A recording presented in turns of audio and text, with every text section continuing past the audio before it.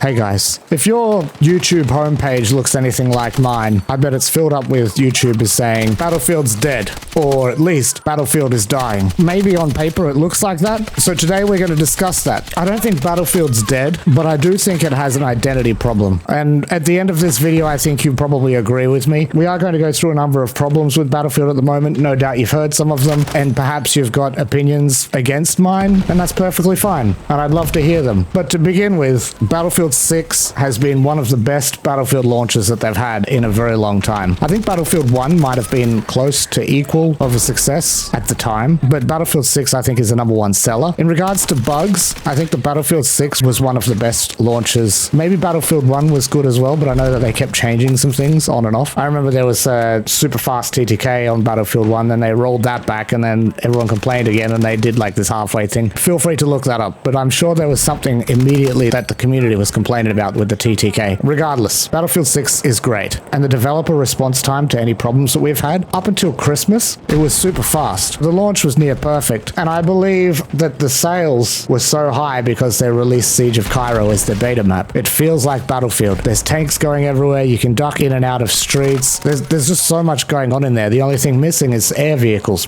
but I don't think that they're suited for that map anyway. But the player count has definitely dropped since launch. No doubt that's also due to some competition, such as Arc Raiders. I also think it's the variety of gameplay. I don't think there are enough maps. We needed more maps in Season 1. And at the moment, I believe that they broke Breakthrough, and I'm sure that that would have turned off a lot of players as well. But I don't think that the game is dead. But I do believe that they need to do a few things if they want to survive. We know that the netcode is one of the most infuriating things for the players, but I'm confident that's not the leading cause of the player drop. I think it's a combination of things. For one, I don't think the skill gap is large enough. I know it's not a mil sim, but I also know it's not an arcade shooter. It's not COD, it's not Tarkov. It sits halfway in between. Battlefield 3 and Battlefield 4 had sealed an identity as a modern day shooter. The gunplay was tough, and if you wanted to shoot something at a distance and you had a hard-hitting rifle, you had to burst fire it. It was hard, but it wasn't too hard. Kind of like a middle-aged alcoholic.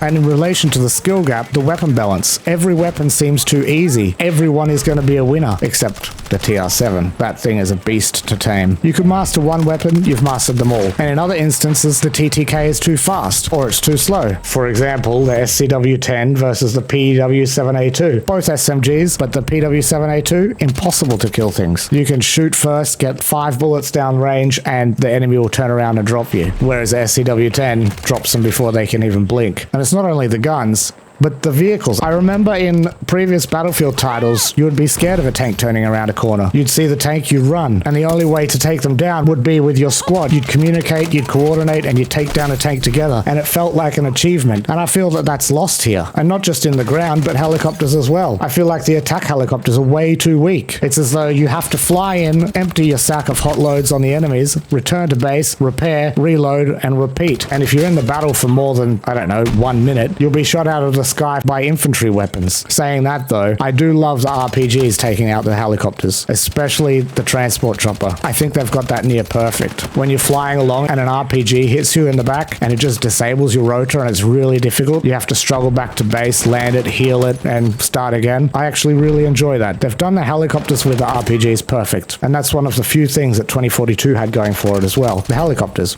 as well as the explosions. They were satisfying. But outside of the game, you still have the cash grab as well. I understand that microtransactions with cosmetic items and everything, it's here to stay in modern gaming, and I get it because shareholders want their money and the developers have no choice but to include them. But think about it and make it better. Sell us skins that we want. Like maybe sell us some original skins from previous titles or some uniforms from our own countries. People would buy them, I'm sure. And sell realistic items. They have come awfully close to some COD skins lately. I know they said it at the time, we don't want to see Nicki Minaj on the battlefield, but some are coming pretty close. That will instantly kill the player base, as well as AI generated stuff, and I'm sure that was the nail in the coffin for COD. But that stuff aside, Season 1 didn't deliver on the amount of maps that we need. We need more maps like Siege of Cairo. They had one and maybe half a map that was released. The oil field one, awful. The only time I really enjoy that is when I do a squad deathmatch or something. But any other mode, it's just not there. And because of their identity crisis and they're trying to get people into action sooner, they're losing the heart of Battlefield. They've had some amazing maps in the past. Why don't they just bring some of them back? like Damavand Peak, Ballroom Blitz. That was an awesome map, and that's only a recent one. Wake Island, it's a classic. Strike at Karkand, or if you want the player base to come back really quickly, you've got the no-brainer, just release an Operation Metro. Everyone would want that. I'd be absolutely fine if they remade any of those maps. But I think that Season 1 was a disappointment for everyone. I really hope that with the following seasons, we get at least 3 good maps. They could even be a bit lazy. Focus on 3 decent maps and give us each season a remake of an old map. Everyone would be happy. In the past, we had premium DLCs, and I don't like the idea of alienating half your player base with them, because in Australia, that was definitely noticeable. If I wanted to play the DLC, it would be really difficult to find a server that was playing the maps that I'd recently bought with premium. Perhaps they can make a compromise. Give us more maps with some kind of weird premium thing, but maybe if you've bought the Battle Pass, you can play them a little bit earlier than everyone else. Or perhaps it could still be some premium thing, but make it a really low price, a $4.99 or maybe a $9.99 fee, where you don't get the Battle Pass benefits, but you still get the maps. I don't like saying this, but COD had a decent Battle Pass for free players as well as a paid player base, and I think DICE should look into that and improve on where COD failed. But if they did release something like a premium, alienating half the player base would definitely be a killer. And then on top of everything, they've released Portal. They could do so much better than what they are right now with Portal. I think that if someone comes up with a decent Portal experience, they should pay them for it and maybe spotlight it somehow. But on top of that, make it super easy to find these officially supported Portal experiences, as well as put XP back into Portal. Remove all the bot farming maps, because honestly, XP means nothing. Maybe in Portal, give you XP, but don't let it affect your KDR, unless it's an officially made and funded design. Either way, DICE,